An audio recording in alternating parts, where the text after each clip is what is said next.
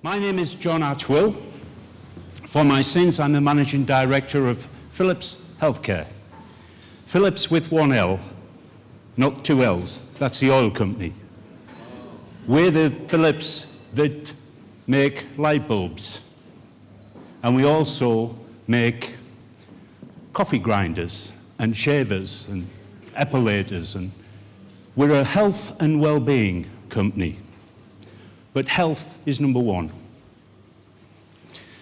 I've been invited by Jerry and the team to talk to you today about something that is all around us.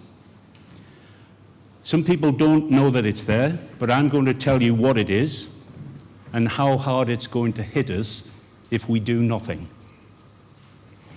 So we're going to talk about what's happening.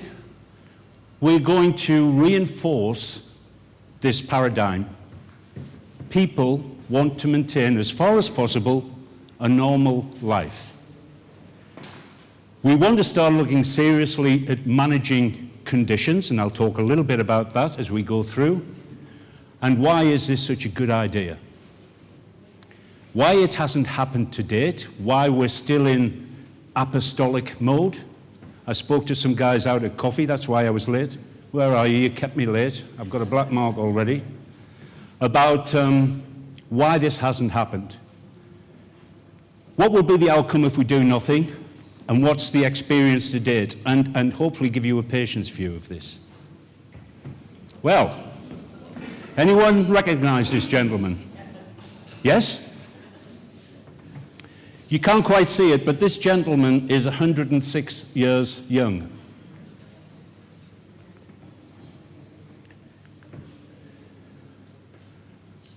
And this is the biggest truism of the 21st century.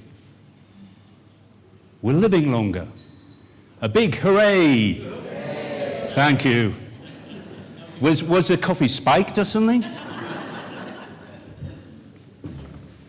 We're all living longer.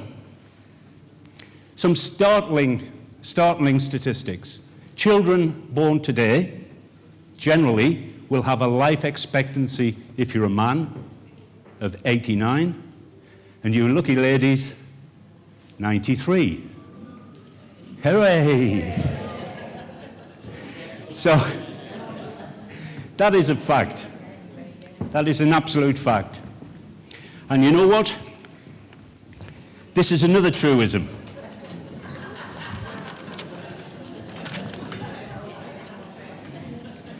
What the hell happened? I remember when I was married at 23 as if it was a week and a half ago. Yeah. Any further offers? 37 for me. Any other? Incredible. But there's an awful lot of psychology hidden in this message, because age isn't a differentiator in the way that people think. Maybe in terms of act, but not the way they think.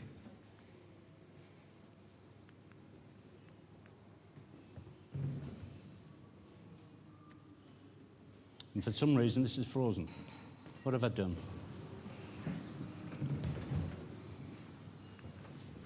There we go. We're getting older, but we're also getting sicker. Because the fact of the matter, if you look at the 20th century, nature culled us as a society via industrial disease, via polio, diphtheria, all of these illnesses that managed to cull the population. One of the great challenges of the 20th century was to fix those killers. And we did a damn good job at fixing them. Problem, we've replaced them by lifestyle diseases. I always think it's the greatest paradox that we seem to have got on top of tobacco-related conditions and diseases, only to replace it by sedentary lifestyle. By 2050, The world's population is 6.5 billion. By 2050, 2 of those billion people will be over the age of 60. And half of that 7 billion, 6.5, 7 billion, will be over 60, over 50. So it's a huge tsunami waiting to hit us. I think this will resonate with everyone. We don't take care of ourselves. I find it absolutely amazing going into Marks and Spencer's and seeing school children buy a suit that would have fitted me 3 years ago. It's amazing. And we don't really look after our own health. I think we've been weaned into a situation where, oh, the doctor will sort me out. The doctor will fix me. I think we're going to have to start realizing that it's a partnership between the patient and their carer. And you have to do something in return, not just sit and take a fix. You may have heard the term the educated patient.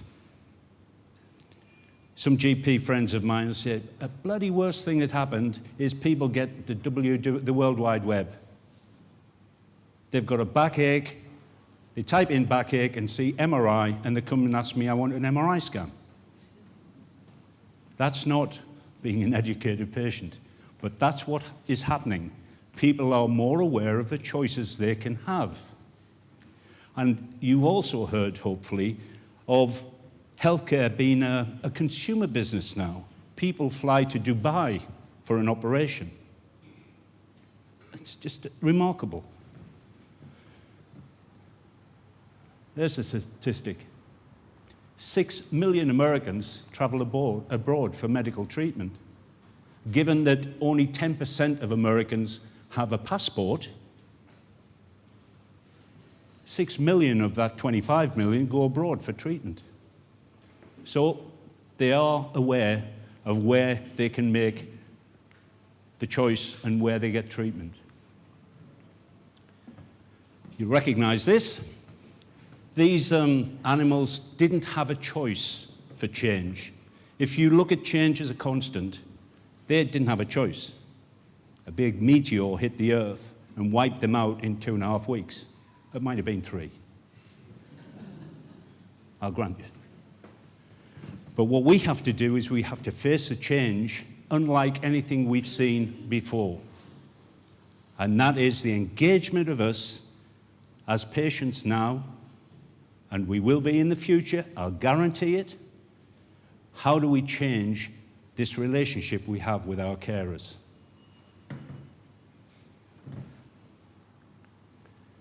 Why change? Does anyone know who this chap is? I'm sure Jerry and the science boys do. This is a chap called Gordon Moore, American, and he's a co-founder of Intel.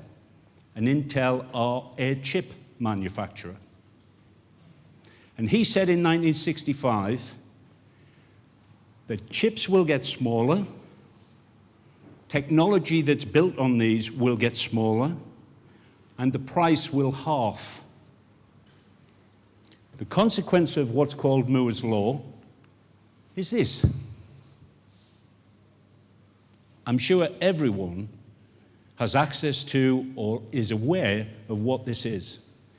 There's more technology in this than was used for the whole Apollo program to put men on the moon. In that.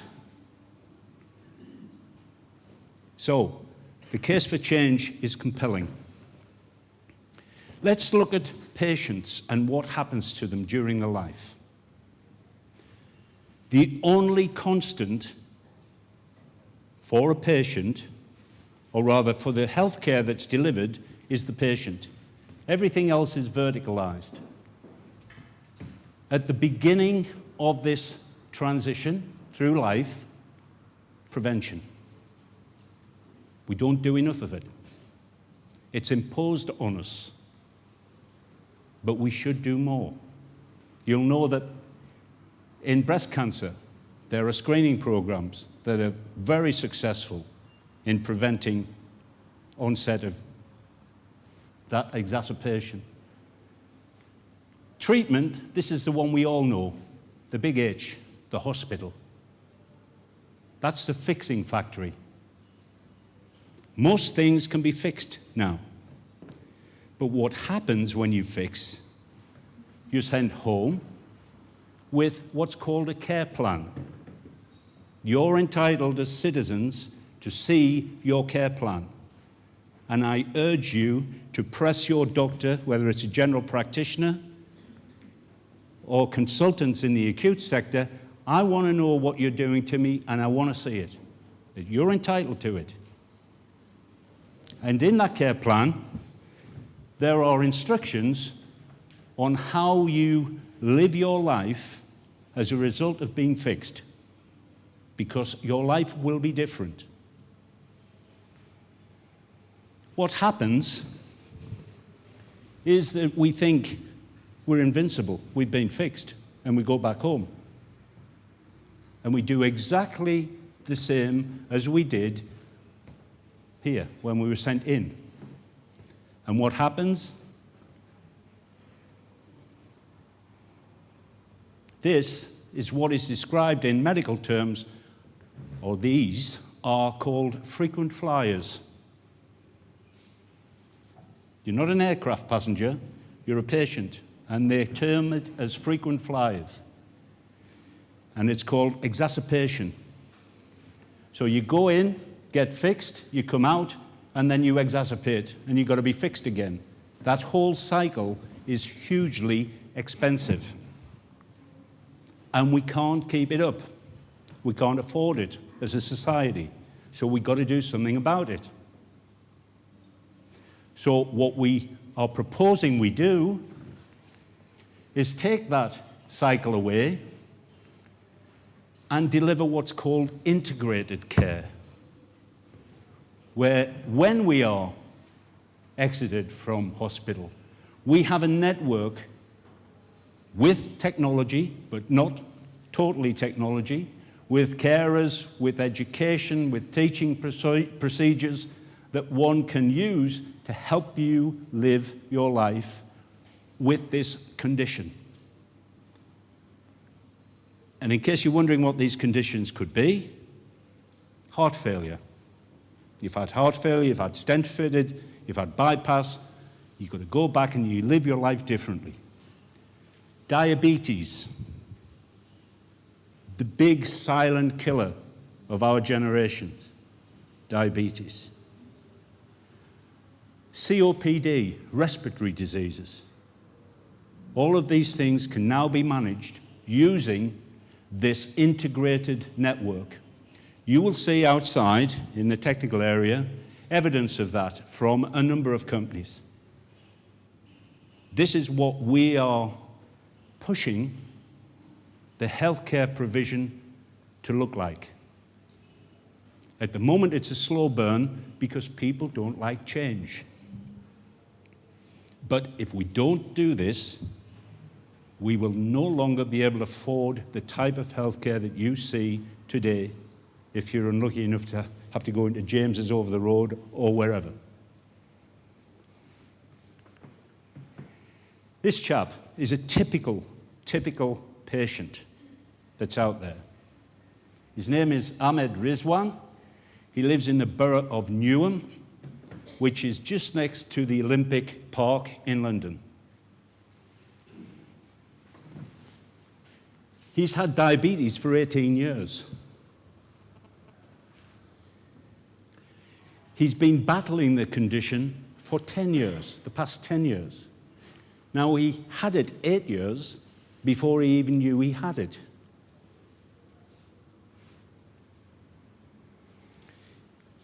He has modified his lifestyle. He is taking readings of his condition. And this network is now making his life stable. And also, it's pulling him into an engagement of the disease and the condition that wasn't there in the 8 years that he missed. So it works. Unlike the link that I'd put in there, because at this stage, I should be able to take that and you hear what Ahmed's got to say. But it didn't work, some web thing. But if you want to hear what he said, there's a young lady outside called Sharon. She might even give you a Philips light bulb or something. But I don't know, because she's quite mean. But you can listen to what he says. Thanks very much for your participation and your indulgence. Thanks.